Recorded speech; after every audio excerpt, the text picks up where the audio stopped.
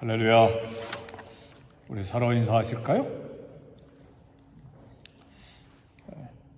잘 오셨습니다. 주의 이름으로 축복합니다.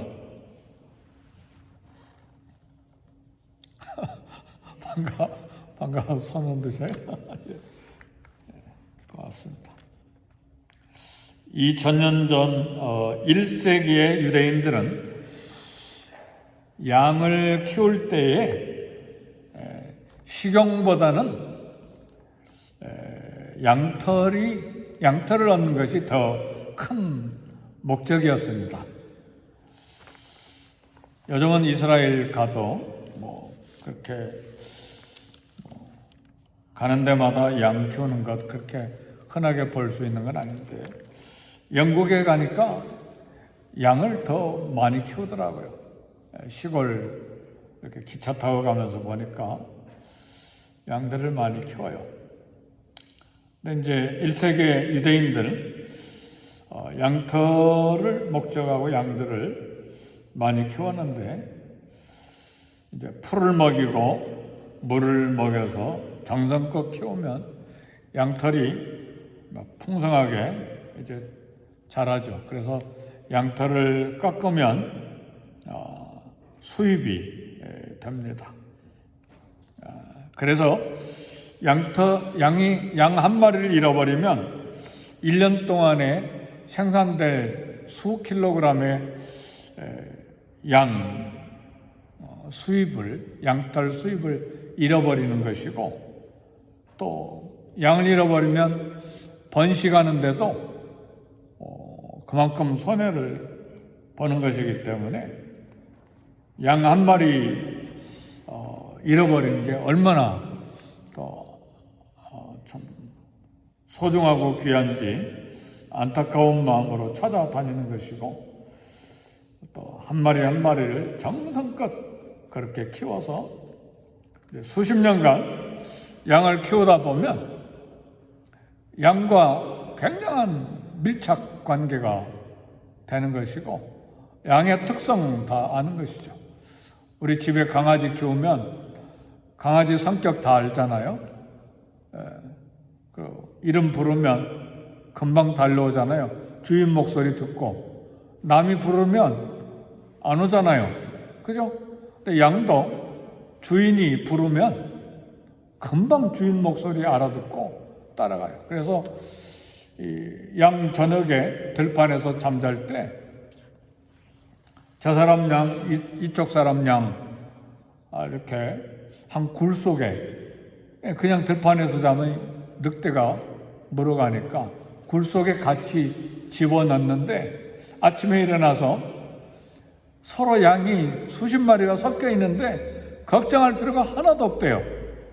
목자가 이름 부르면 자기 이름 부르니까 두세 마리가 톡 튀어나와서 자기 주인으로 가고, 톡 튀어나와서 또 가고, 그러니까 섞일 염려도 없고, 양과 목자 관계가 이렇게 수많은 세월 동안 같이 지내는 동안에 가족처럼, 그리고 한 마리 한 마리 정성껏 키우니까 정말 밀착되고 좀 그런 관계죠.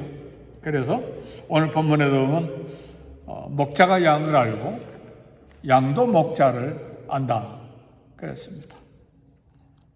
우리 예수님과 우리와의 관계를 지금 이야기하시는데, 오늘 본문 10장 11절 말씀 보니까 나는 선한 목자라 그랬습니다. 예수님은 자신을 선한 목자라고 하셨습니다. 게으른 목자 아니고, 싹군 목자 아니고, 그저 관리만 하고 소득만, 이익만 얻으려고 하는 목자가 아니라 정말 애정을 가지고 정성껏 양을 키우고 보호하는 그런 선한 목자를 오늘 이야기하는데, 예수님은 하나님 아버지가 참 목자이신 것을 세상에 알리기를 원하셨어요. 흔히 사람들은 하나님 생각하면, 당시 유대인들도 그랬지만 엄하고 죄를 지은 분노하고, 그래서 막 심판하시고, 막 절대자고 권위자고, 이제 그런 인식으로 하나님을 대부분 생각해서는 했었는데, 그러나 우리 주님은 하나님 아버지를 두렵고 접근하기 어려운 뿐이 아니라 위로와 용서와 사랑과 격려의 하나님, 보호하신 하나님, 소망을 주신 하나님, 그런 선한 목자로 우리 주님은 소개합니다. 물론 다윗이 시편 23편에 여호와는 나의 목자시니 그렇게 이야기하시므로 하나님이 목자로서 양을 어떻게 풍성하게 하시는지 노래를 했지만, 그러나 율법 테두리 안에서 살았던 유대인들은 하나님을 목자로, 아버지로 인식하는 것이 굉장히 어려웠습니다. 우리 주님은 탕자의 이야기를 하심으로써 하나님 아버지가 어떤 분이신지를 또 비유로 이야기를 해주셨어요. 둘째 아들이 유산을 다 모아가지고 먼 나라에 가서 방탕하게 다 돈을 참 낭비해버린 둘째 아들. 그러나 아버지가 막 분노함으로 막 씩씩거리고, 돌아가기만 해봐라, 내 아들 아니다, 막 집에 절대 안 들여놓겠다, 만나기만 해봐라, 다리를 분질러 버릴 거다, 그렇게 막 씩씩거리고 기다리는, 그리고 화가 분노에 찬 아버지가 아니라 날마다 아들이 돌아오기를 기다리는 아버지. 이런 양을 찾기까지 온 들을 다 찾는 그런 목자. 개 한번 잃어버리신 적 있으세요? 요즘에도 가끔 길거리 가면 개 사진 이렇게 찍어가지고 전봇대에다 붙여놓고 찾으면 살해하겠습니다, 그런 거 붙여놓잖아요. 그러니까 그 집은 얼마나 애가 탑니까? 더구나 자녀들은 막 울죠. 네, 아버지는 아들이 돌아오기를 기다리는 것이죠. 돌아온 아들에게 반지를 끼워주고 신발을 신기고 옷을 입히고 살찐 송아지를 잡아서 동네 사람 다 초청해서 잔치를 벌리는, 다시 얻은 아들, 다시 찾은 아들, 용서하고 기뻐하고 품어주고 소망을 주시는 하나님 아버지, 이제 그 아버지로 하나님을 소개합니다.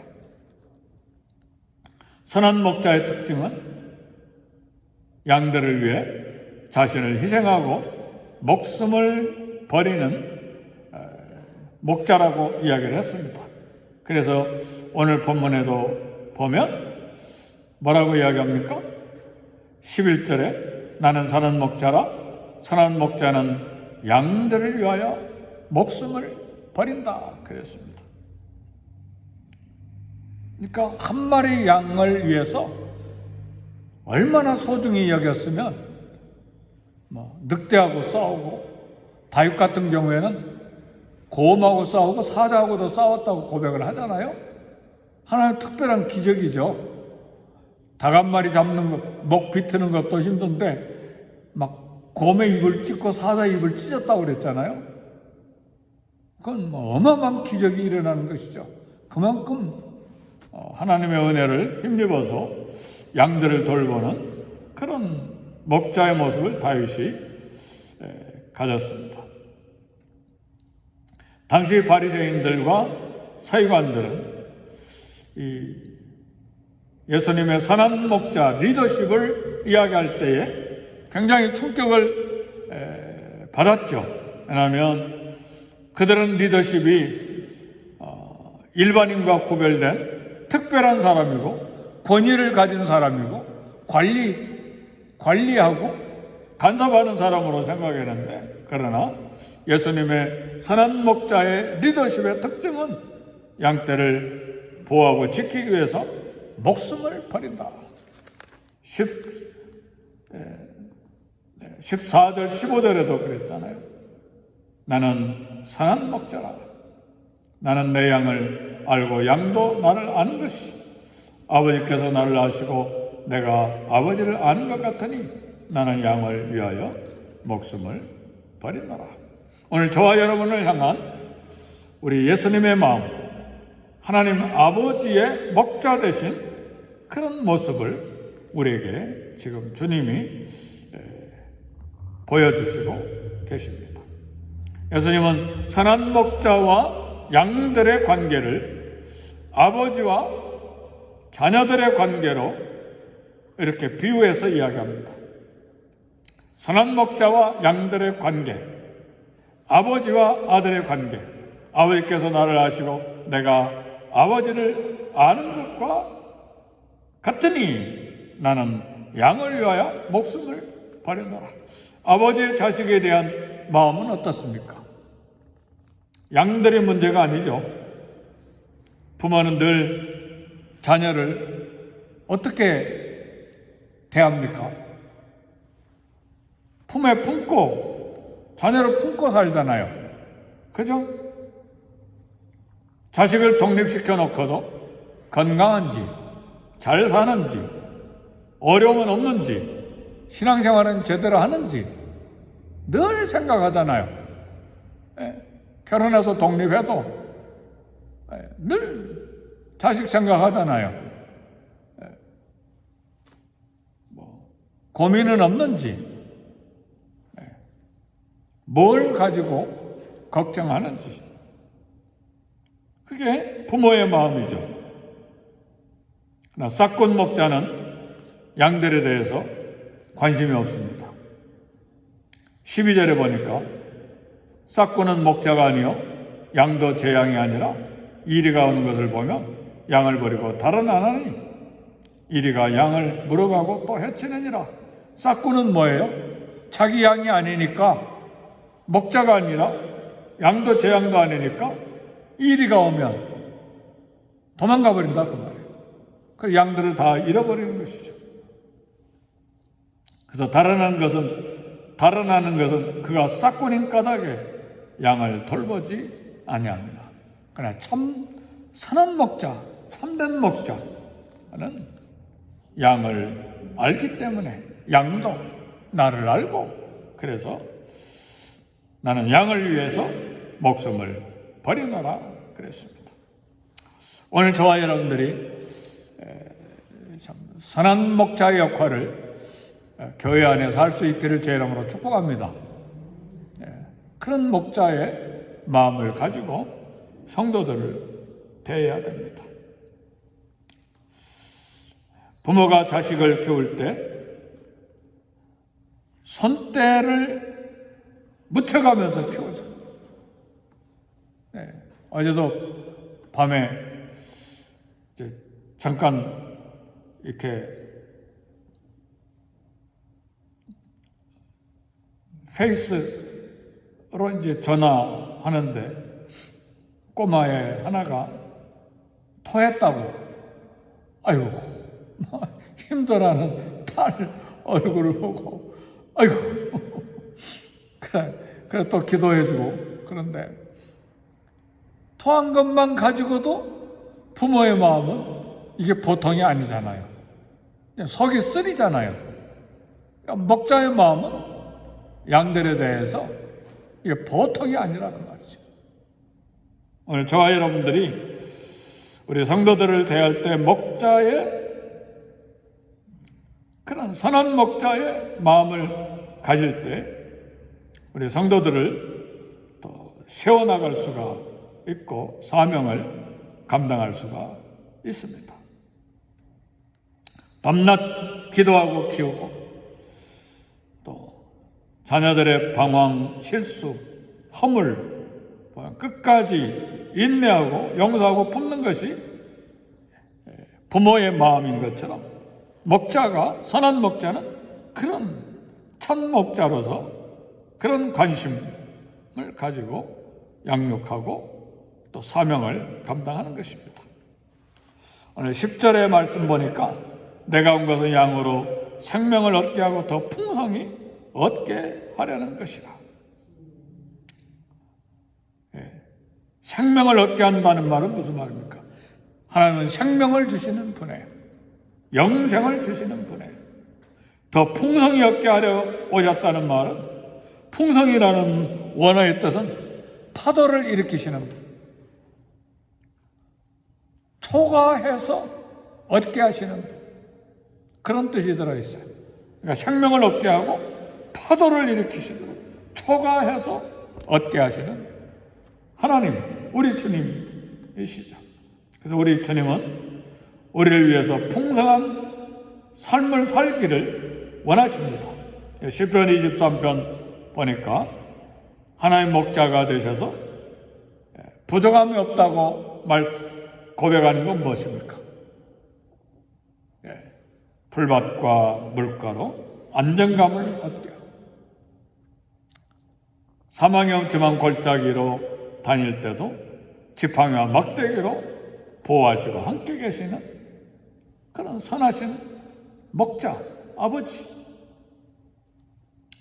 그래서 두려움이 없게 하고 또 그 사망의 골짜기에도 하나님이 임재하셔서 참 안전하게 참 안정감을 누리는 그런 양. 다윗이 지금 고백하는 거예요. 적들 앞에서 상을 베푸시는 하나님. 그 상은 밥상입니다. 테이블 베푸시는 하나님.